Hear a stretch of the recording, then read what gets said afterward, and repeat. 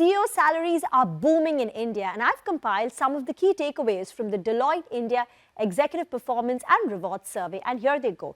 The average CEO compensation in 2024 in India stands at 13.8 crore. This is a good 15% jump compared to the prior year, and in the prior year, the jump was fairly meager, 6.25%. The average compensation is also up 40% compared to pre-COVID-19 levels, 2021. 1 out of 2 CEOs in India, that's 50% of them, have an average compensation above 10 crore. This compares with 1 out of 3 CEOs in 2020. 3 out of 4 CEOs, that's 75%, earn more than 5 crore.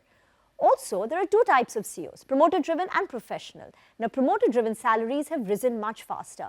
Promoter CEOs are paid an average of 16.7 crore in 2024. The reason is that, professional CEOs change more often compared to a promoter CEO who typically has a longer tenure at the company. Also, compensation is now getting more aligned to performance. Now, for example, for a professional CEO, 50% of his overall pay is variable. It's called pay at risk. For a promoter, that number stands at 47%.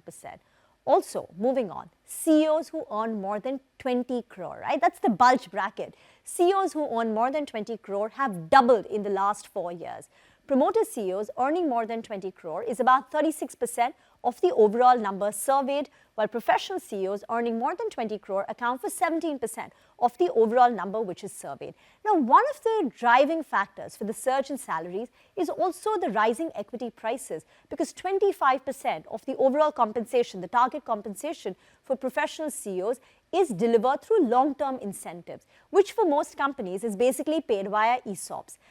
So as the share price of the companies that they're leading goes up, the value of that ESOP continues to increase. In fact, more and more companies are opting for this ESOP, paying compensation via ESOPs. So 75% of the companies are using share-based incentive, which compares with 63% in 2020. And lastly, there has also been a fair amount of CEO churn. An analysis of BSE 200 companies, which excludes public firms, has revealed a staggering 45% of them changed their CEOs in the past 5 years. 6 out of every 10 new CEOs were promoted internally, that's within the organization, while the balance 4 were external hires.